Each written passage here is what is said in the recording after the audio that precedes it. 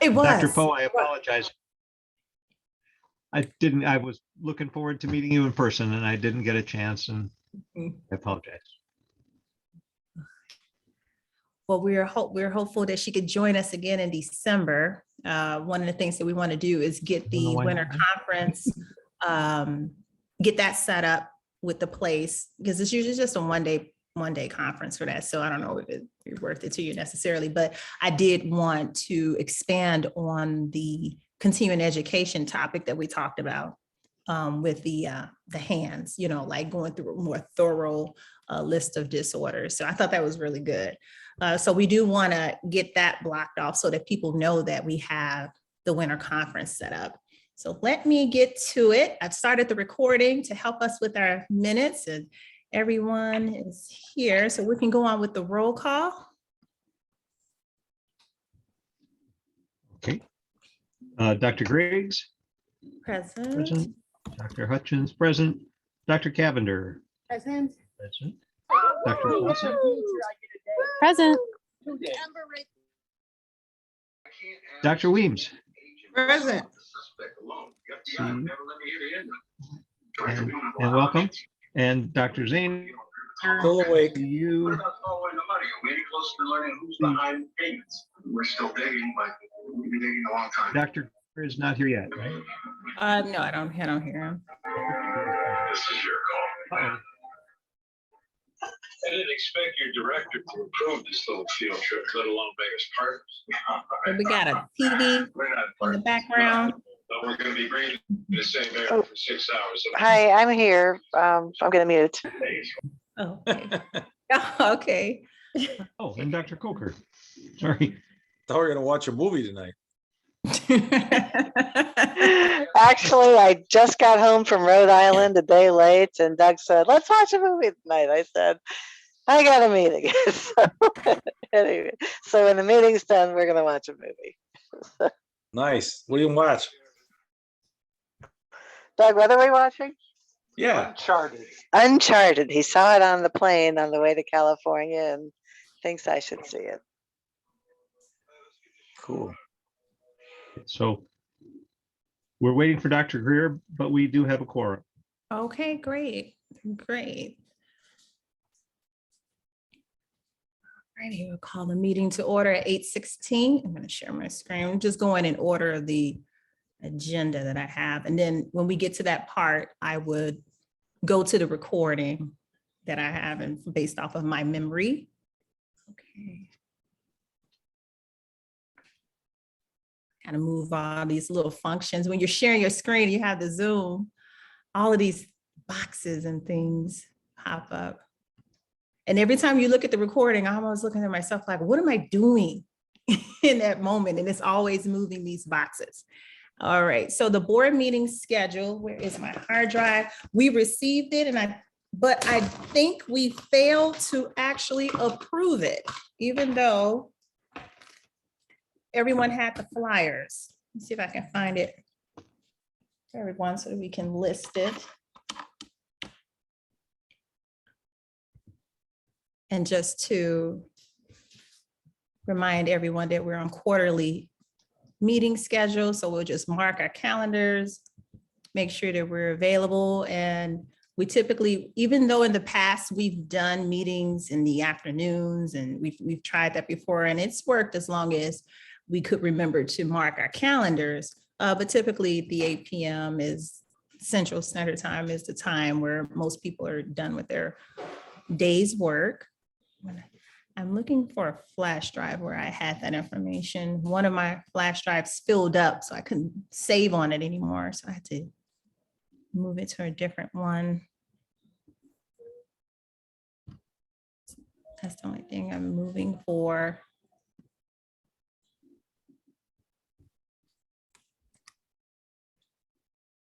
Okay, documents.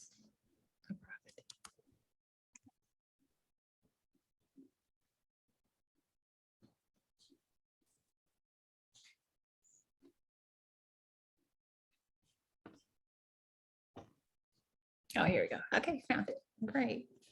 Okay, can we see that on the screen? The 2022-23? Yes. Okay, I'm gonna zoom out a little bit. Okay, so this is what I made for. Take the New England Patriots and top. Okay.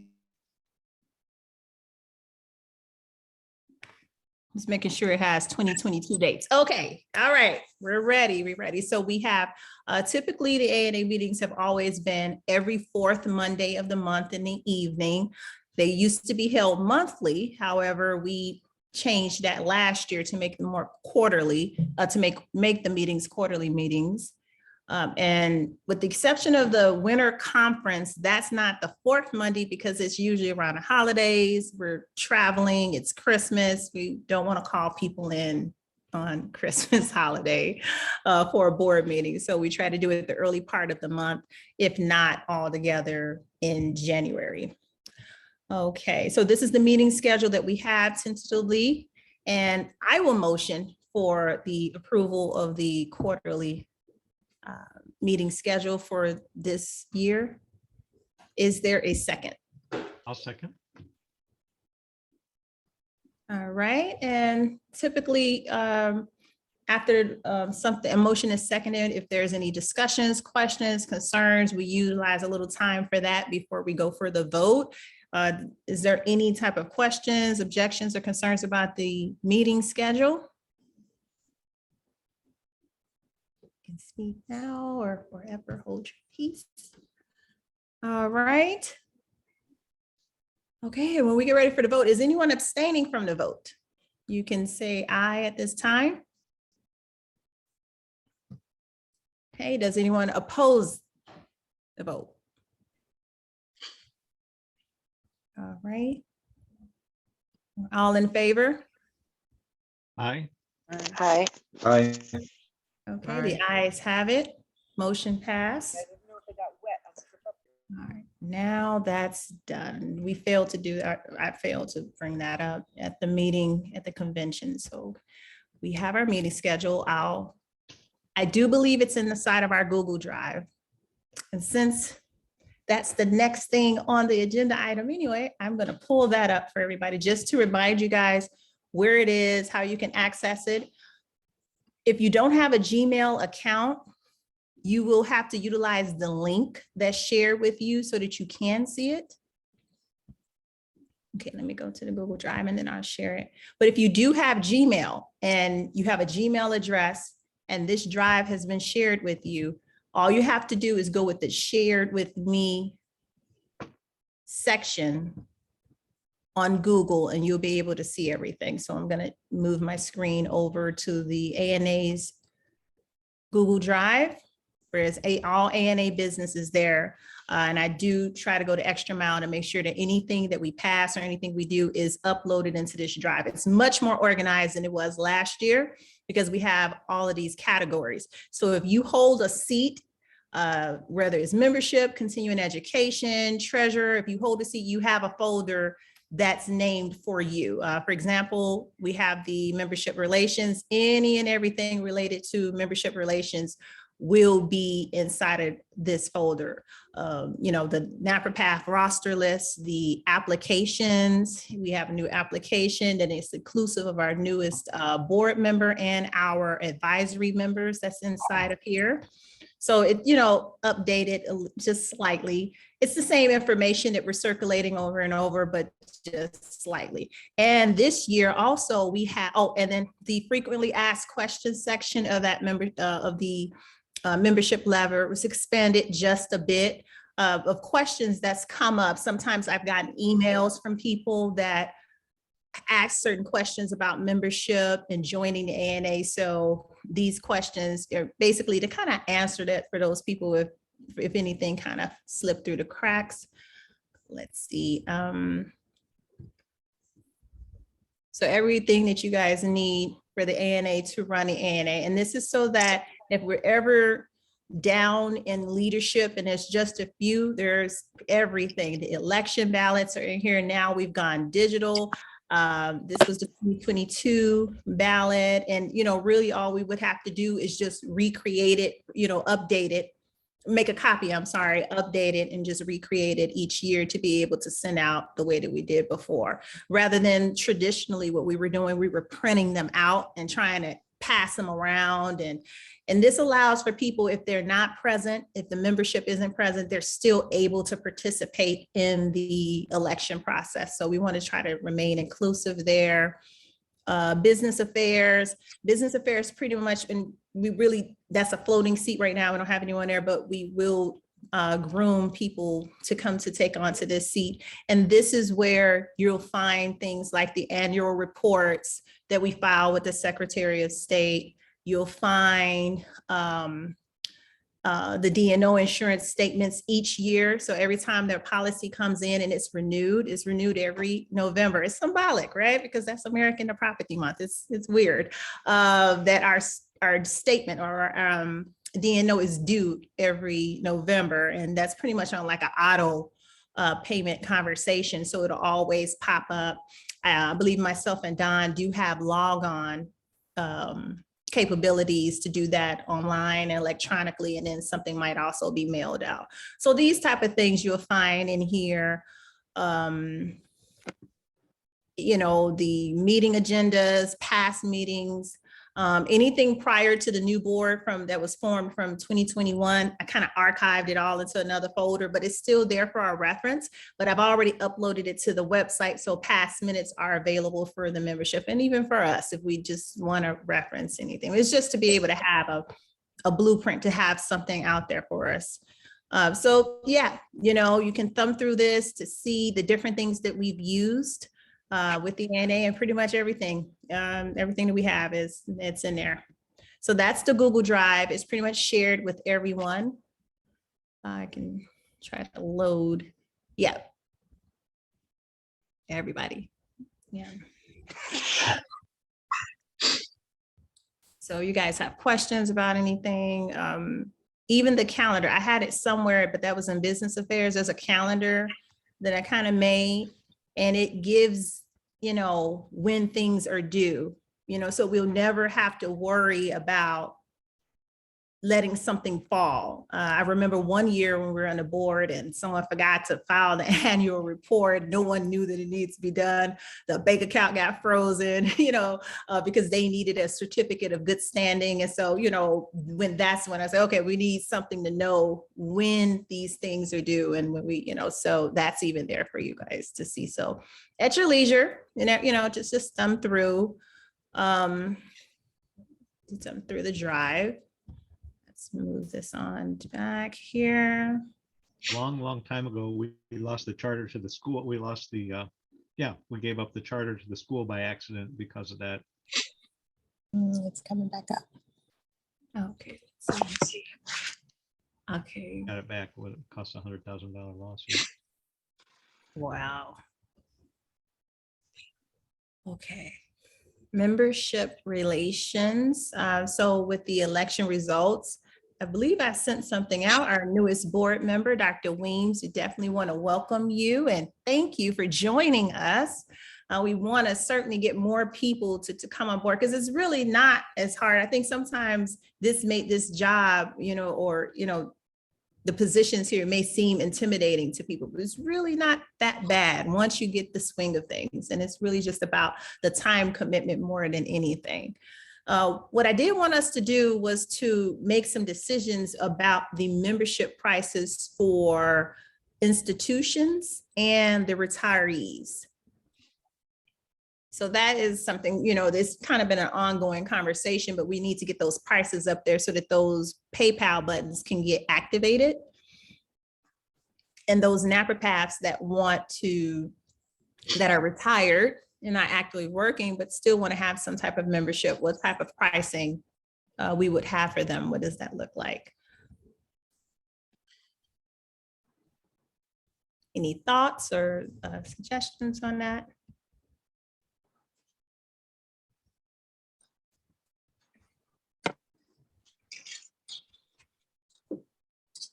Shit, I can't get. I don't know how to get back to him. What happened?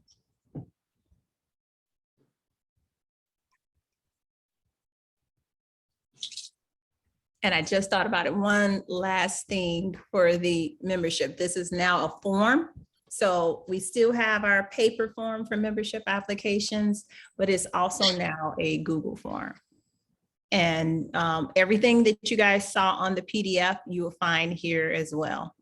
And so they fill out everything all the same. And now we have an electronic version of this. And of course, this is not active because as you can see, well, it's active, but we haven't exactly circulated it yet because you can see there's no responses to the form.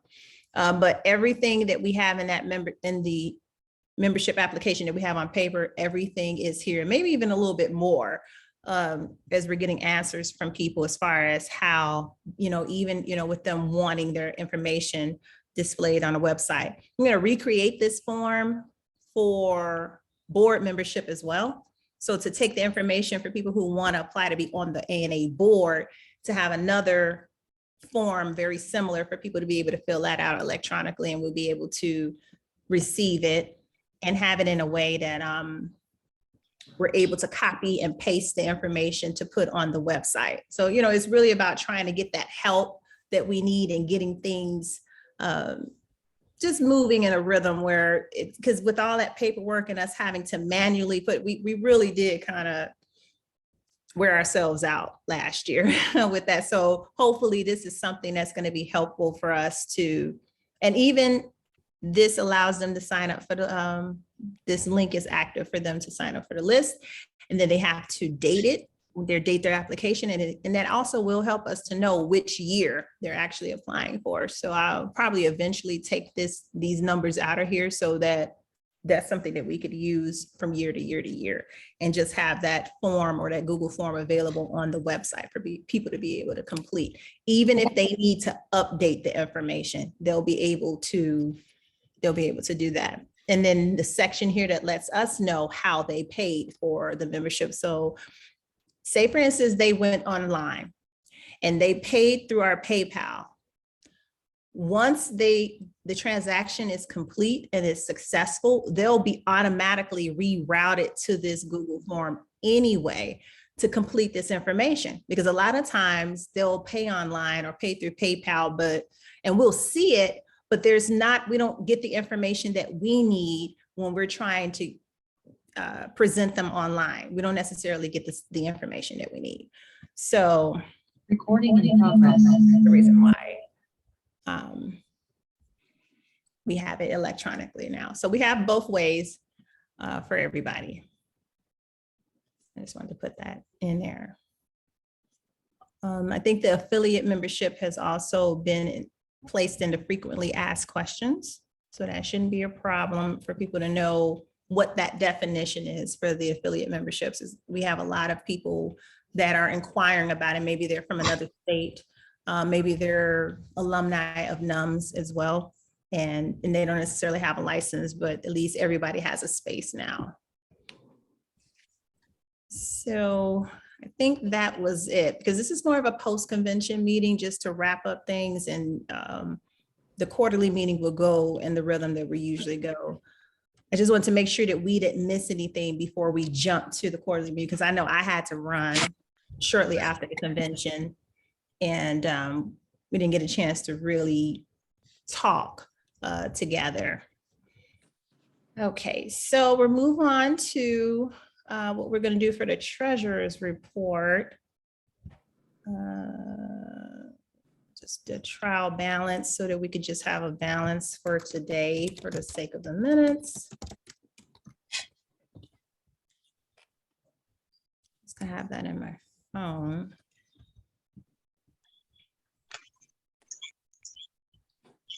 Pull that up real quick.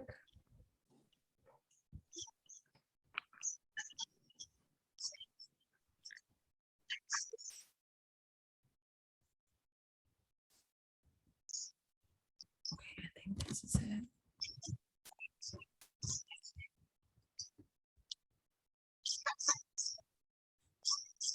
Let's do a new share for everybody so they can see it. And for Dr. Hutchins. All right, this is real time balance. Okay. Okay. Dr. Hutchins, are you able to see the balance for today? It's up here. Just for us to get a trial balance.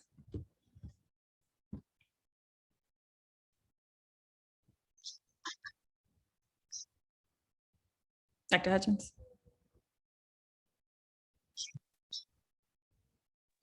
We're able to see the balance, Shante. Oh, I Um, didn't want to move on if he, just, I know that he takes the way he takes his notes. Sure. Yeah, I did have a question about those CPA charges. Was that to get our taxes done? that's on the agenda. That's right. Great, next. okay. It's actually Video right. and my audio, so I couldn't unmute myself, but yes, I see it. Thank Oh, okay, great. Okay. Yes, so yes, you are correct. So we have fiscal year 19, 20, and 21. Or 20, because we kind of go from the June to May cycle, because we're in 23 right now. So 22, 21, and 20. And that's also, I also put that in the drive. So they've been accepted. Did I put it in treasures? I might have done that. Okay, it's in here because I moved all of it. So maybe it's under tax. Yep. There we go. Those are the filing confirmations for us, just for our record to know that they've been submitted to the IRS. We don't want to lose our tax exemptions. So we had a person doing them, and then I guess maybe they didn't have the time or somehow. And so I saw this, it was something that came into the school, and they had this quick online way. And since we're under 50,000 typically in gross receipts, they're able to do the easy filing for us, so it's not really difficult. So they were able to do that in like 2 business days. So it was good to go. So we're good on all of those, and we're in fiscal year 23. So that's not due until next year. So we're ahead of the curve right now. Let's see, next here we have I wanted to ask about, because I know Mary mentioned it with the payments for the presenters. Some people, and this is something I'm going to update the presenter application for, asking how they would like to be paid, so that they can let us know if they would like to be paid by Zelle, or if they would like a check, or et cetera. That way, going in, we know at the end of the convention, once the services have been rendered, we know automatically what we would need to do at that point. So I know that Dr. Cavender told me already that a cashier's check was made for Dr. Stretch, but for the other attendees, I didn't get a chance to follow up on that because I got sick for about a week. It wasn't COVID, but yeah, it was something else that was kind of strong. So I did want to ask, have the other presenters, did they tell us how they were going to be paid? Because I think, let's see, Don and Dr. Zahner and Dr. Pope, you were the ones of the board that presented. Right. Yes. Have you received your payments? No, Okay. I wrote Mary a letter about that, a text. Okay. All right. And only because we were changing in positions, I wanted to give time, Don's our new treasurer. So I didn't want to just go and she was already working on it or something. And I didn't get a chance to, while I was sick, I didn't get a chance to reach out and to double check. And so yeah, we should be able to, and I believe we've paid you before through Zelle before, Dr. Zahner, so that should be okay when you've done things in the past. Dr. Poe, you could just let Don know, how you'd like, and, all the same. Cool. All right. And Don, I'll remit yours. Okay. Okay. Yeah. And how much would it be for the other 2? It's I can basically, take care of we pay it. our presenters like $100 an hour.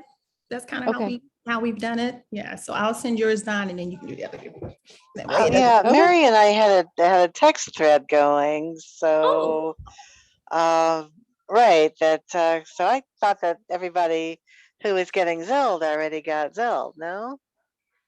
No, No, I haven't been either. No, I didn't go in and do anything. One, just to not overstep, or to micromanage. And then again, I got sick, so I didn't follow up. Yeah. So I said, you know what, since we're gonna have a special meeting, I'll address it, put it on the agenda for the special meeting, and then we'll move forward from that. But I do apologize, guys, for the delay in the payments. All right, so we'll share that with Don and everybody gets paid. Yeah. Okay. All right. All right. So we're moving on. Okay. The conflict of interest policies and the completion forms. That was something else that we have now by Google. And I think most of the Google form, I think most of you all did complete it. Since I'm still in the drive, that will be under conflict of interest under that folder. And we're just filling that out annually just for transparency. And in case it's ever asked of us, we have it. So yes, it's now in a form of a Google form. And this is for our board members only. So we don't need members to fill this out. And it's just to disclose. So yeah, we got 10 responses. So for the most part, everyone has responded. The form is editable. You can edit the form. So you're able to send yourself the responses and you're able to go in and edit if you need to. So Dr. Cavender, were you able to go in and put in? Okay, I see in our chat. Okay. Because I think that's your line. There, under yes. Okay, so we did that part. So for the most part, we all did it. Okay, good. All right, so we've checked that off.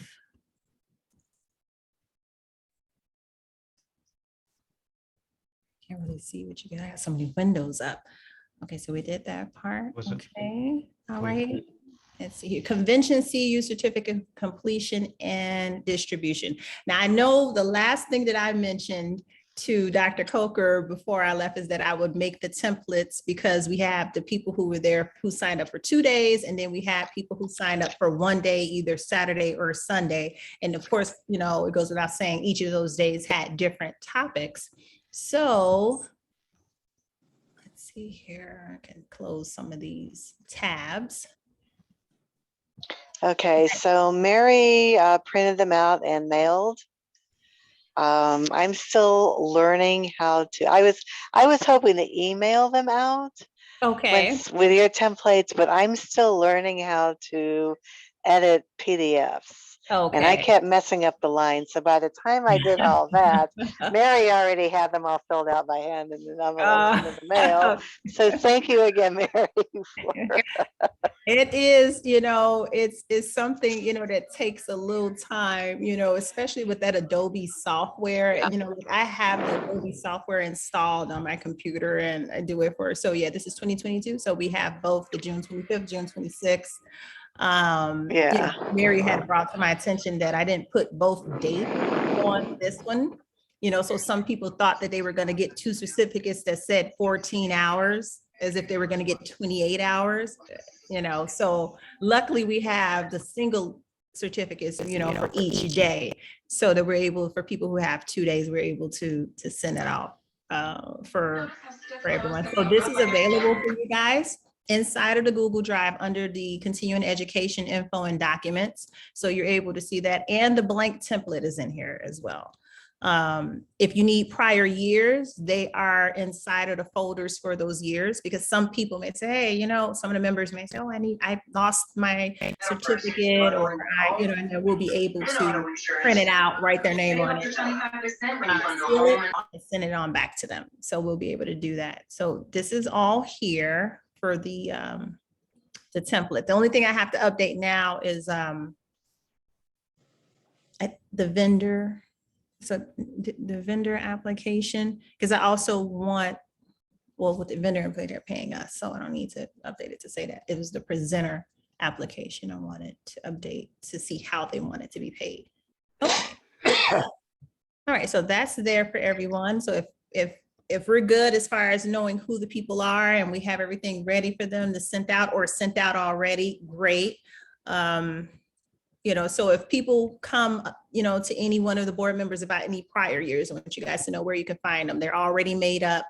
They just probably need to just be printed and their names written on it.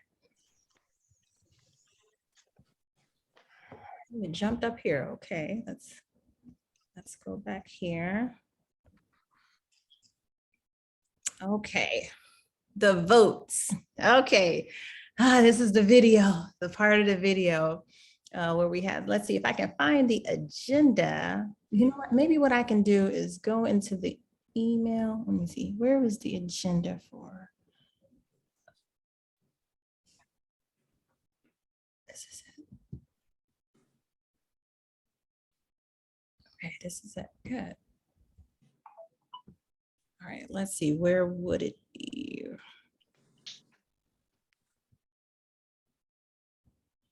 Okay, so we approved the treasurer's report and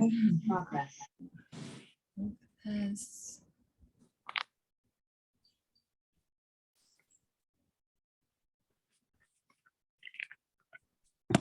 Okay. All right, so Dr. Hutchins, I'm looking at the agenda from the conventions meeting. I was looking on there for the first thing that we made the motion for to approve that might have lost its sound. Can you hear me? You can't hear me. We can hear you now.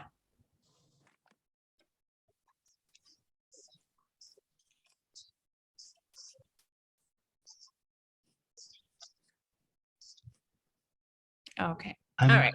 Okay, so it's in the president's report. I was trying to remember based on the, oh, it's a lag. We got a lag for your audio. Okay, we'll give them a minute on that. Okay, so we'll give them a minute to reconnect. So what we're doing here is the hiring of the staff member, the Global Alliance Committee. Those were the two main things that we had motions on, because we tabled the nominating committee part for us to revisit those bylaws. We tabled that.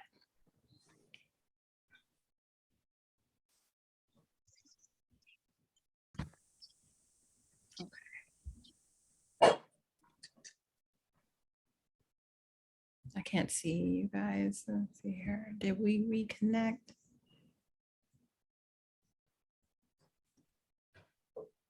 He's probably reconnecting. Okay, I didn't want to. Well, since we're recording anyway, he'll see it. Okay. And let me minimize us.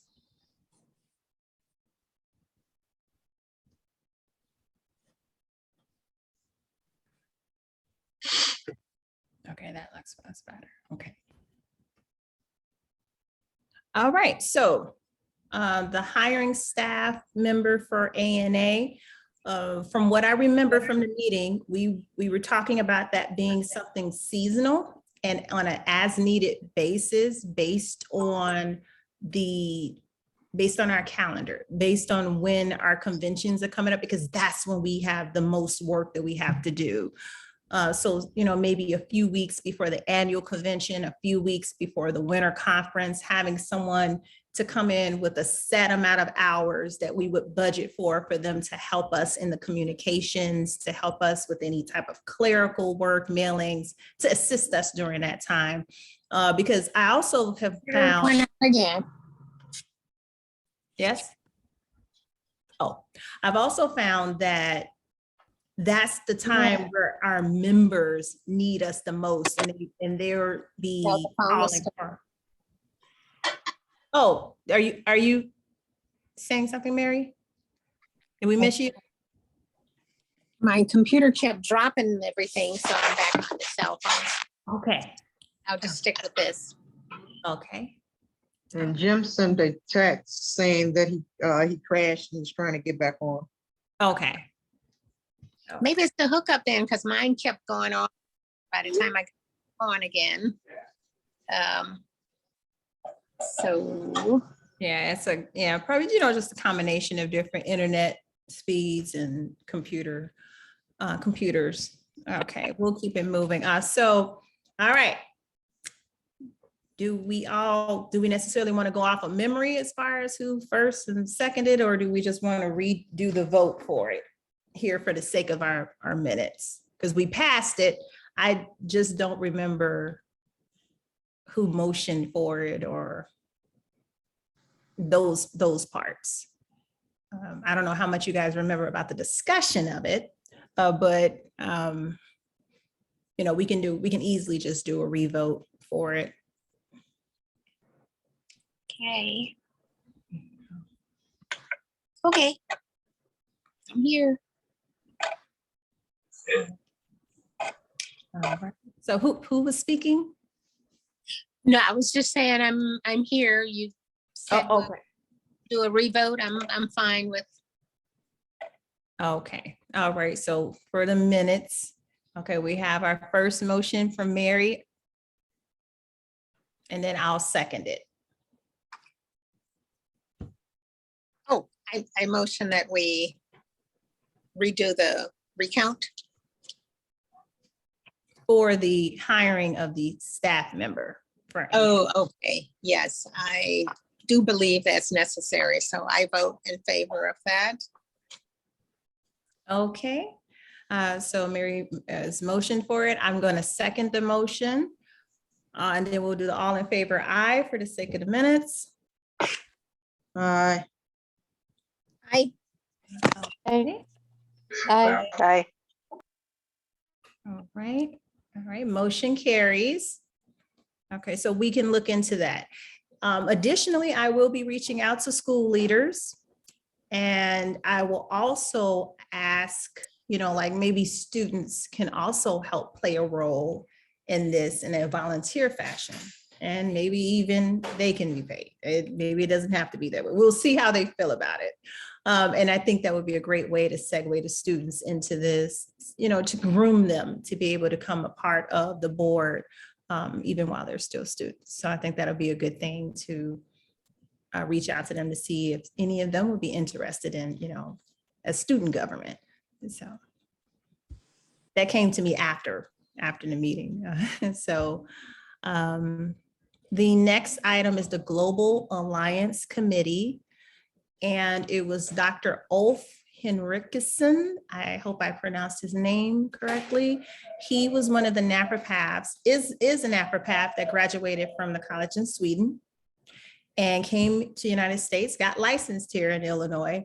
And this was something that he approached me about when we were at the banquet, our banquet for the sunset passing, when we were celebrating that. And so he showed a lot of interest in being a part of that committee.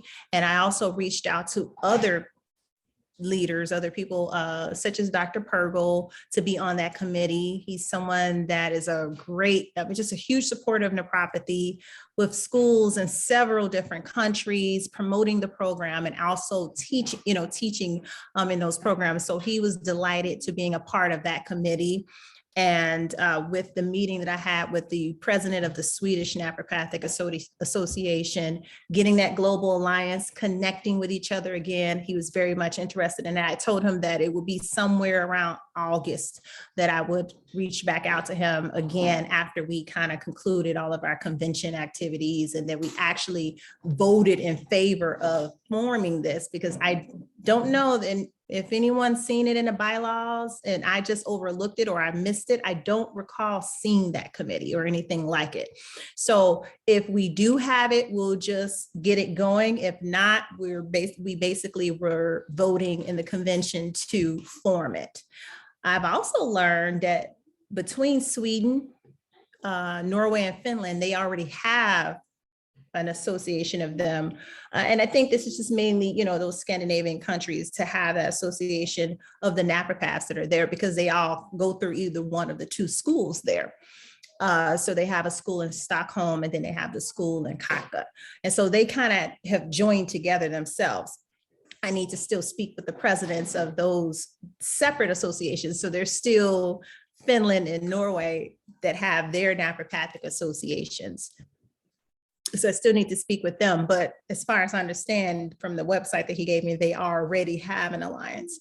And so I've also reached out to the president of the Canadian Naturopathic Association to join in with us so that the United States, Canada, Spain, Sweden, the other countries, that we kind of come together. Also reaching out to, and then also assigning people to, to be liaisons for certain places. Because I think that China needs to be included in that conversation as well. I mentioned it to Tony at the convention, but between my voice and all the other stuff, I just wanted to bring it, bring it back front and centered for, to see if that was be something that he would be interested in, so that we can get those relations between the United States and China as it relates to nephropathy. So we want to start building that now. We have other people in other places that we'll be able to connect with, and we want to be able to bring them onto the committee and be able to invite them into the fold and into these meetings in the same way that we've done so with our advisory board members. Okay. So for the Global Alliance Committee, we'll do the revote. I will motion for the formation of that committee. I'll be the first to make that motion. Is there a second? Second. Okay, so Dr. Zahner is going to second it. And then any other additional discussions, questions about it beyond what we talked about from the convention from anyone? I have a quick question because I just got back on. What are we calling it? Global? Well, we haven't named it. Well, what was the motion? The motion for the formation of the Global Alliance Committee for Global Alliance, Nephropathy. okay. Yes.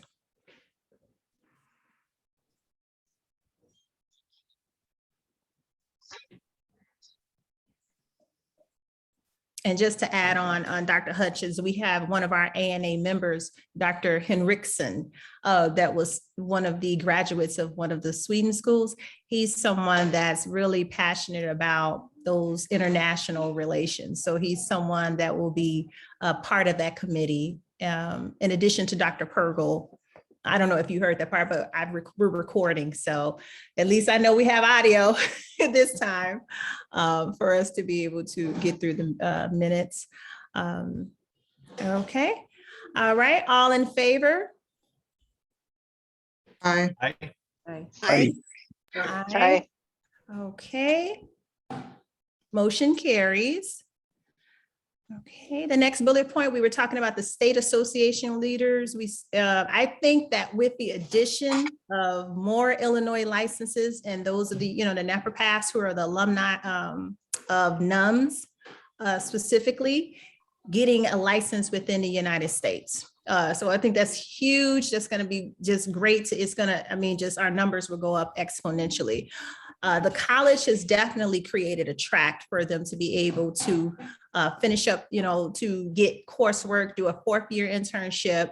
And I'm trying to condense it as much and make it as user-friendly as possible for these graduates because they've already done so much time and study. So I'm trying to make it where it's like, at minimum 6 months, that's probably the least amount I can really condense that for them to get their 1,000 hours, because they just required 1,000 hours, and it doesn't say that it has to be 52 weeks long, but they're able to, traditionally what we've done in the clinic for the college is this minimum of 20 hours a week, 1,000 hours will be able to get them the experiential hours that they need to sit for the exam. We're going to be able to allow that fast track where if they wanted to do 40 hours so that they can cut that time in half, we want to be able to offer that to them as well. For that experiential, but then there are other logistics that are involved that we're still trying to work out the details for, so that we can make it user friendly, because obviously they would have to be here, and most of them, they have families, have jobs, offices, there's some more planning that needs to be involved. And so to try to make it as user-friendly as possible for them to be able to complete this and get a license in Illinois. I'm also going to reach out to Dr. Nuzzo to help us create, or he can even explain to us whatever the tract is that's necessary for the New Mexico route, so that these naturopaths that are without a license, they have options. They can choose. They can choose one. And one of the great things about with the association, if at least if they have a license in the United States, so that they can be able to run for positions on the ANA's board as well. You know, I think that we need help, and the more the merrier. The more people we have involved, I think it's going to be great for the profession at large. So I do want to extend that to Dr. Nuzzo as well, so that some students or some of the graduates from NUMS want to go through there.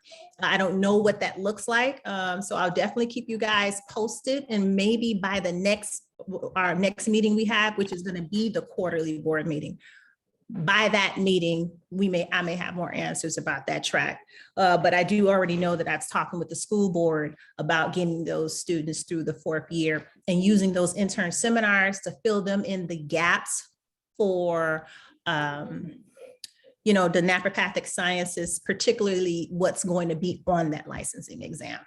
So being able to get them up to speed with that so that they can have a success rate in passing the exam before it's changed. Because as we go through the new curriculum, those test things are going to change. So at least now, if we can get them through before those changes take an effect, probably within the next year or so, I think they'll be fine to be able to get through it.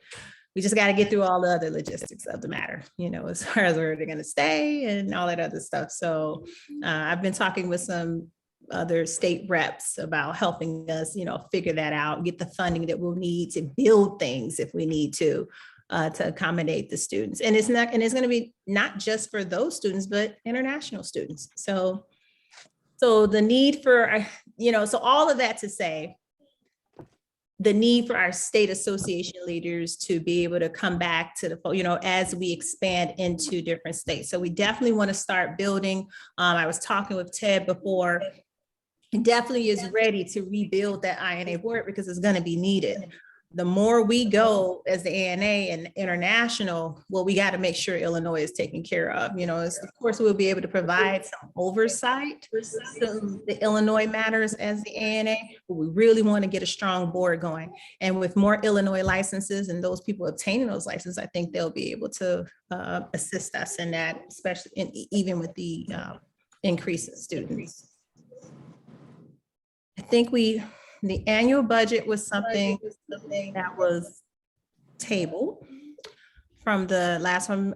Just a few more things I want to add in it. So I'll send that out before, as the tentatively scheduled meeting for ANA is going to be the end of September. So that's when the actual quarter meeting would be for the first quarter. So it will be the months of June, July, and August, and then we'll have that meeting. So, but August, you'll have that proposal out. So we'll already kind of be aware of what that is and be able to make the decisions at that meeting, how that would change for the next year. We wouldn't put it on them now, but we would do it for the next year because those costs will increase, especially keeping on a lobbyist and, for the different projects that they'll be doing for us to help us into more insurance, et cetera. And we'll get into that in the quarter board meeting. But that will be the need and why the membership fees may slightly go up for the next year.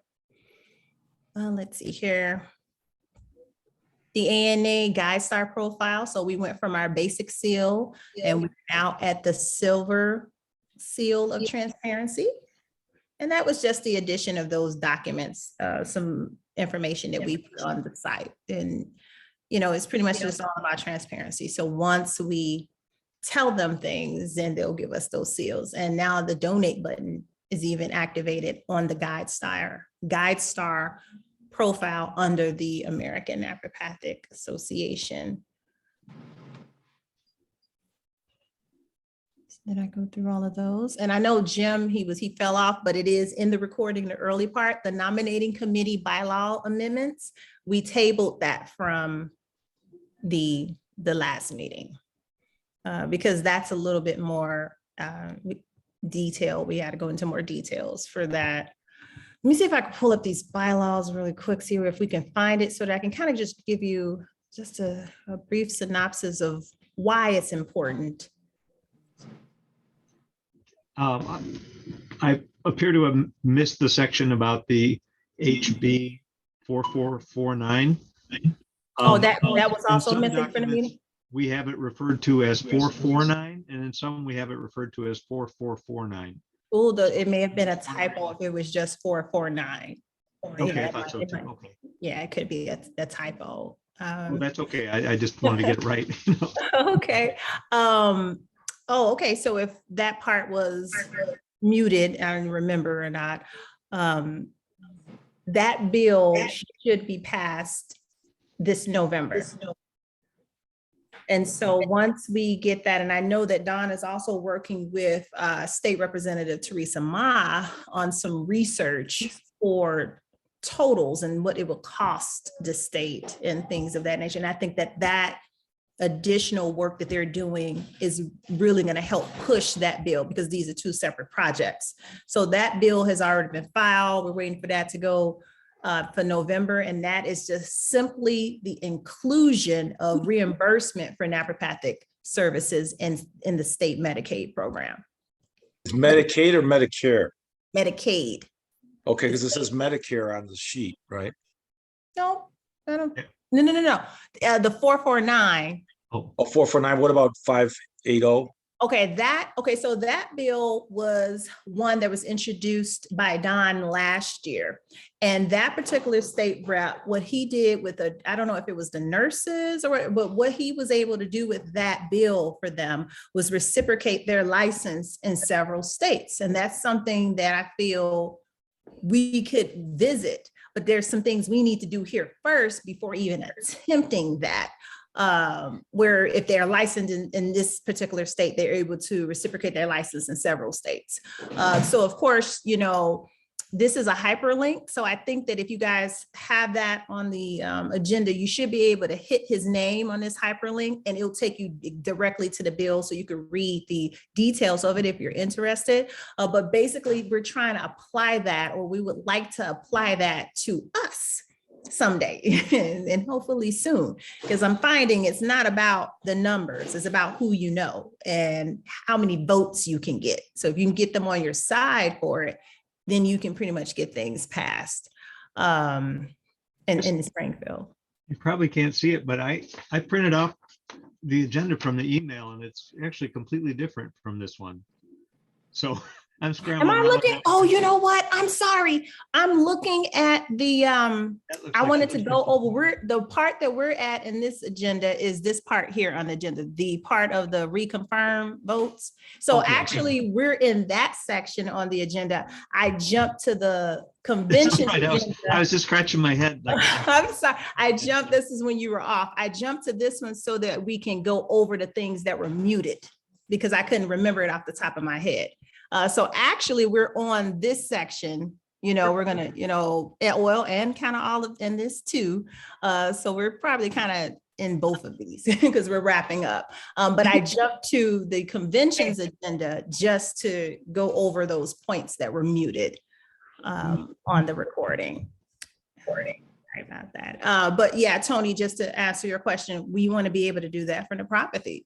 Be able to get a license in this state and reciprocate it to other states just because we have the license in this state. So we want to revisit that bill, but after we get the 4449 passed.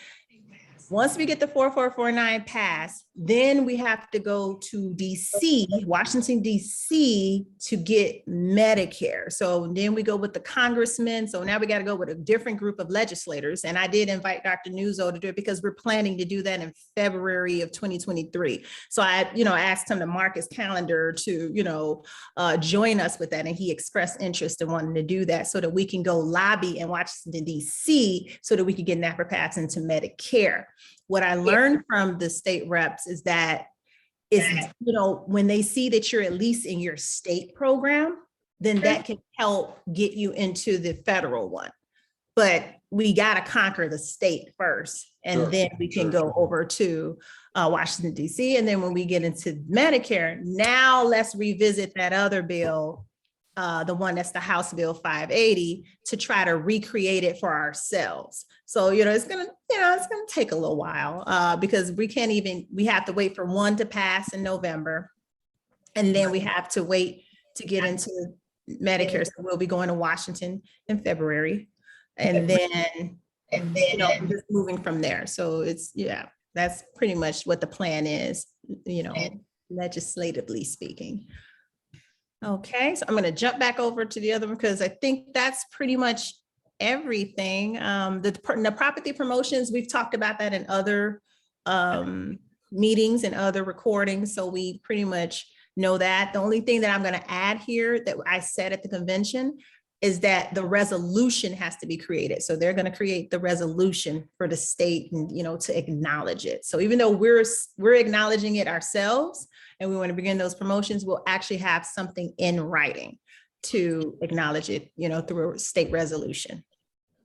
Okay, so that was it. So I'm going to close this one. We'll have something to acknowledge what, Dr. Griggs? I'm sorry, I could not follow that.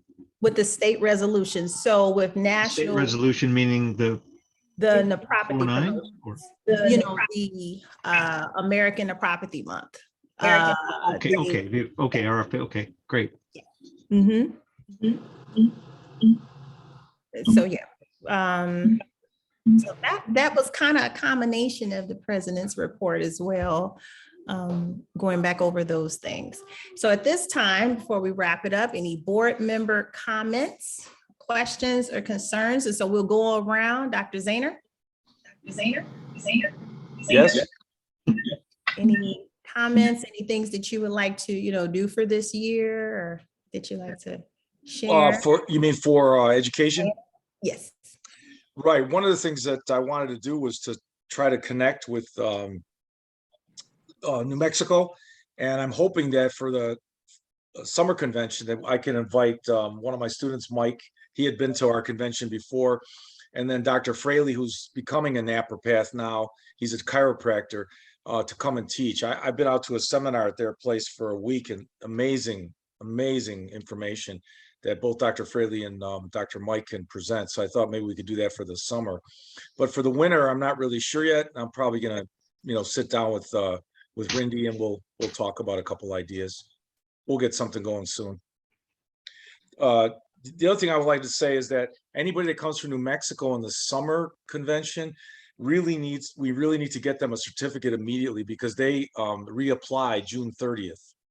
And so they leave the convention. If they don't have that certificate, it causes a lot of trouble for them. So they really need that piece of paper. So if we could just, make it special for anybody that comes from New Mexico in the summer to get that piece of paper, so they can. And we typically expedite it. Typically, we do. Right. In prior years, we have. But with the addition of that staff person, we'll have all that stuff, together Sure. moving forward. Sure. Because we're all stretched so thin in things that we're doing, and don't let one of us also be presenting. So Yeah. it's Because one of my students attended, you guys probably met her, Nancy Phillips, Okay. and she told me she submitted her airplane ticket and a bunch of other things to show that she actually attended the conference, and her receipt from the conference. She submitted it to the medical board. So, I said, that's good, and it'll probably go through, but it just looks bad for us, Yeah, to not be able to get it out. Yeah, on it was, time. Yeah. and they don't understand. It was just a couple days before that. So anyway, I just wanted to put that in. Okay, yeah. All Yeah, right, Dr. Mary, any I- comments? I mailed hers and Nina Pregant, but I called the board because I also had to submit my CEUs. So they said they would allow us to do that and send it later, but I sent I faxed what I had, and they said they would send me, go ahead, they took the money and stuff, so I'm not late. But they will allow me to get the other copies, so I'm just now getting my last CEU sent to them, and then they'll send my license. so they are aware. Oh yeah, I forgot about Nina too. Yeah, Nina came. Yes. Oh, Nina said when I talked to Nita at the fish, she's like, oh, I don't wait, no, I'm gonna use these for, she's like, oh, I already have all mine in. Uh-huh. But for So those who she don't mailed out. have theirs, we expedite New Mexico, even when we're backed up, we expedite New Mexico because we know they have that June 30th, July 1st deadline.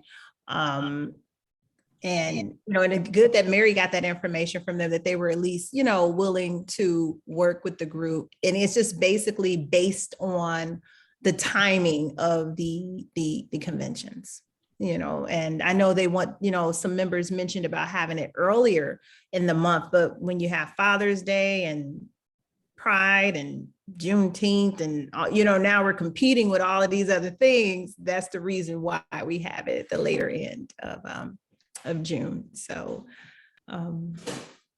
yeah, but we're going to get better at it. So we'll have that. All right, Dr. Poe. So this year, I think like focal point for me, and I know we've had some discussion surrounding this, is like, as you know, I have a really good relationship with Dr. Porgal over at NUMS, and I definitely think there's going to be some opportunity for expansion with that. And also, my own journey here to, try to get licensed in Illinois and or New Mexico. That's going to be kind of my, over the next year, seeing what we can do with that. And, I think a discussion with Dr. Porgal would be, how can we make it so that all DN students at NUMS become ANA members? Like, if that's just kind of a thing, like when you kind of, you sign up for the DN program, you sign up at least for a student membership, or upon graduation, like that's kind of part of, part of the protocol. So I'm kind of in discussion with that, making it kind of the norm there. Okay, that sounds great. And when some will argue that they always had those, but 6 years ago, I didn't see it just out there for them to, so we started putting those prices and putting that out there to encourage students to join, and that's, and some students, they did when we first, because they was like, oh, wow, when we saw the student buttons, we were like, oh my God, like I have an identity, like I'm able to do that. So definitely, and this is with the few students that were at NCNM back, 6 years ago. So that was pretty much the reason. And, I can remember in pharmacy school, we had a student chapter. We had a student chapter at UIC for the American Pharmacists Association, and we knew about all the conventions.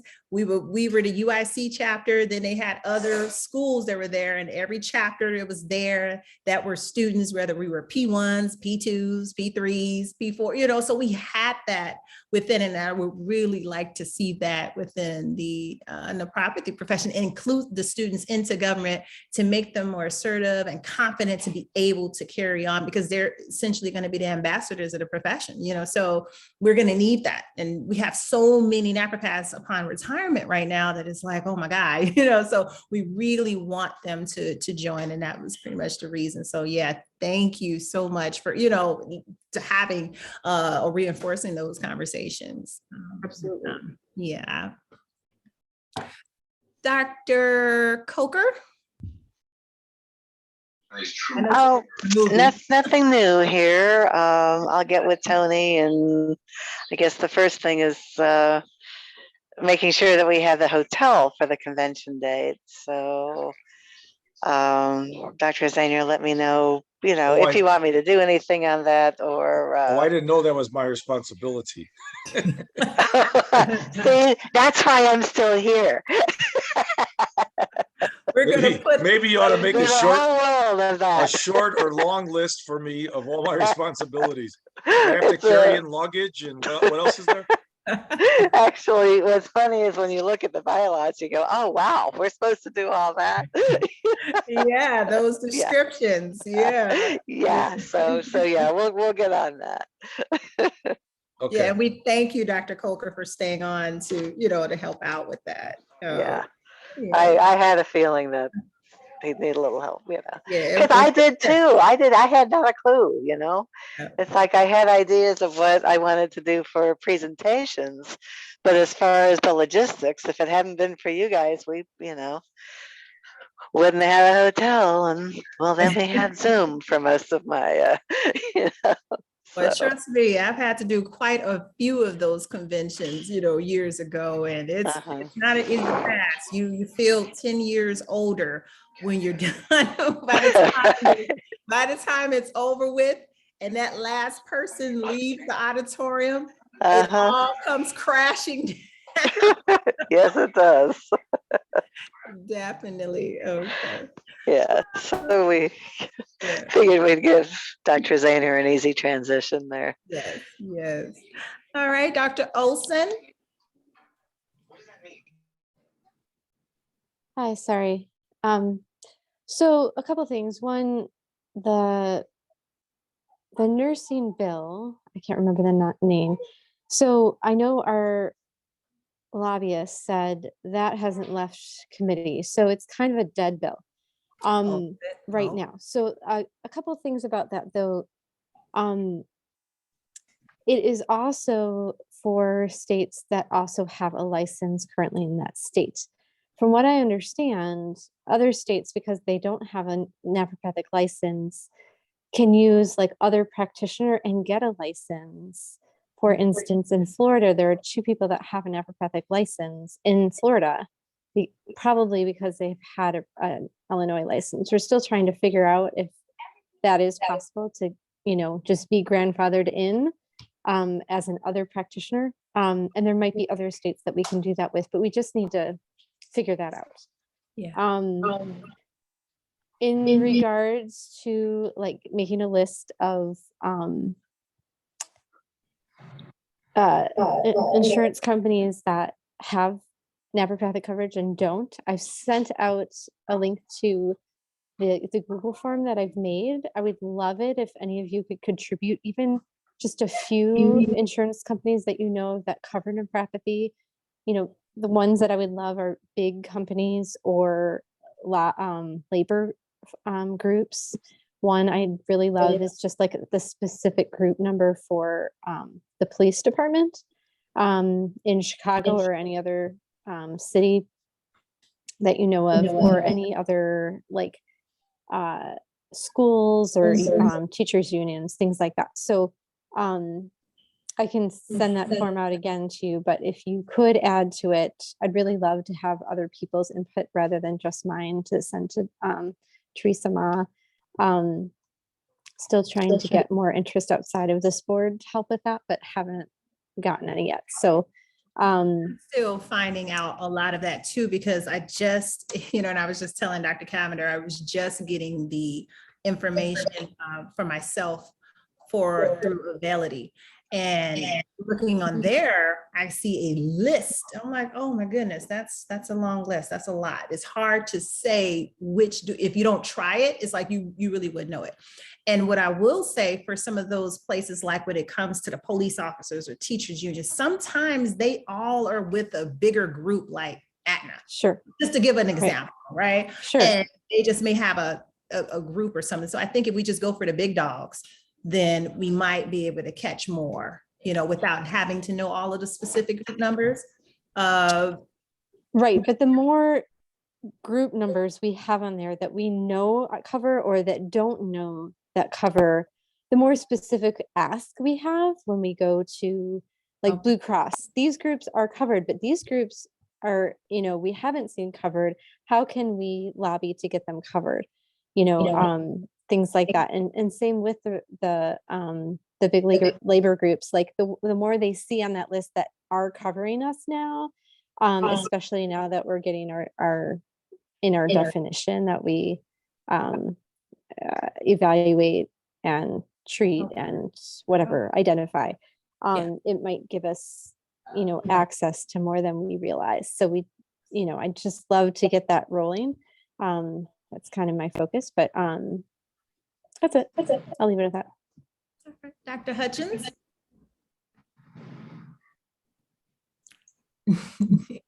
He's still, his new computer. Okay, I'm back. Good.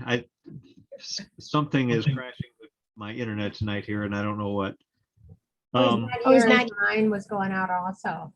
Yeah, Keith kept sending me error messages and everything locked up, and I wonder, maybe I haven't updated Zoom recently, so I should probably do that, but I don't have anything specific tonight. Just my apologies for losing half the meeting, but I'll review the whole video and be sure that I get things included. We'll just leave it at that tonight. Thanks. Okay. All right. Last but certainly not least, our newest addition to the board, Dr. Weems, you have the floor. Yes, ma'am. So I found a grant through the National Institute of Health. And so I'd like to do that. There's an initiative known as Helping to End Addictions Long-Term. So it's a grant that will help to provide a solution for the opioid crisis. And so we would give them a grant saying what we would do to help to end that crisis, helping with pain management, ways in which nephropathy can do that. So those that have chronic illness or acute illness, we can propose to them, this is what we're going to do in order to end the opioid crisis. I called, who did I call? I called grant.gov. They told me that I needed, or we needed, I should say, a unique entity identifier. And that was to be obtained through sam.gov. And so either we could do it by ourselves, and it might take 7 to 10 business days, or we can hire, the United States Federal Contractors Registry, and for $499, they would get us that, they would get us the number that we're seeking there. They also have a grant division. So in the event that we decided we did not want to do the application ourselves, they have a division in which they would do it for us. Trying to see, is there anything else? I got a contact person's name. And the only thing that I was not sure of, if we needed to register and get an ID, or just get the ID and still be able to submit the application. So that's where I'm at with that so far. Hey, Sue. Yeah. Out in New Mexico, I don't know if you knew that, but Dr. Nuzzo had a big campaign for a while. It was called Use Naprapats, Not Opioids. And he pushed that through the state legislature, and it was recognized. It wasn't made into law or anything, but it was just like a campaign to make people aware of how nephropathy could help people with pain. So that's, that's been out there. So. Okay. Now, is there an organization that we work with that does research and things like that, as far as you guys know? No. No. But I know with not the ANA. I'll be more specific, not the ANA, but the college, like a lot of the work that I was doing just before the convention, was getting into contact. And there is one organization that we'll be working with for, various different things. And definitely bringing up the opioid crisis and nephropathy being an alternative. It was something that I did mention to that organization. I think that for the ANA, we would certainly, it would be wise to partner with a school to do that for the research and then get the funding. And I do know that even Sweden, when I talked to the president of the Swedish Naturopathic Association, like they're really big on case studies and being, he even said, hey, we would be even willing to help to fund that. But I would err on the side of what you were, the other suggestion, Dr. Weems, of actually having someone do all of that for us. Just paying the fee and getting into the system and getting where we need to be able to access those, the type of funds. Yeah, exactly. So that we can get it started, and then we can go over to logistics, partner with the college, and then get some trials going. All right. So we can get some research and some white papers out there. We don't have that now. But once we start to get those things out there, it's going to be easy to get things passed in state legislature when you have case studies. Very good. So we should give them, depending on the dates, they have a number of dates in which we can submit a new application, We have to Right. give a letter of intent for September, a month before submitting the application, we have to give a letter of intent. So if we didn't want to do September, then what the next quarter we can do, we can submit the letter of intent then, and then the month after we need to give them a complete application. Okay, but I imagine that we're gonna have to be inside, because I have to do this for the college, we would have to get registered in that system. It's a few different things that we would have to obtain. I don't think that they take very long to do. I just don't remember how long it takes to get it done. I don't So, remember. Sorry, Go ahead. so I do have a friend who's a PhD professor at Northeastern, and we've been talking about possibly doing a study. He said partnering together, he could get the approval for like human trials for grants and other things like that. And partnering with a university that has PhD researchers might be an easier, cheaper, and more recognized way for us to get that research published. So yeah. I'm just going to say, like, I would love to work with you, Dr. Sue. His name is Aaron Shermer. I know a couple other researchers as well that we could possibly partner with. So, reach out to me through email and we can work on that. All right. He's really great at doing like surveys and doing research based on surveys with willing patients. So it wouldn't cost a lot for a lot of these things, and having that contact might work for what you're talking about. So Sounds good. Thank you, Dr. Olson. Okay.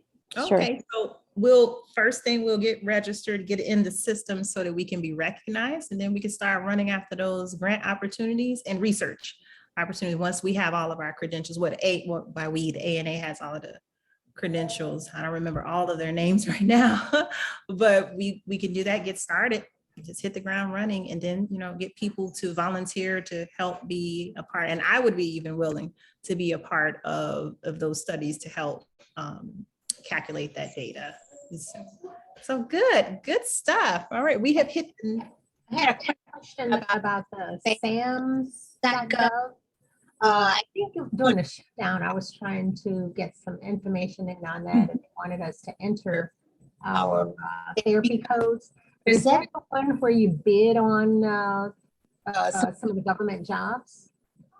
Well, I think it's federally, contract. If you wanted like federal contracts, I don't know if you bid on them or not, but I do know that you do have to have a unique entity identifier when you are trying to submit any types of grants or trying to contract with the government. You have to have that particular identifier. Okay.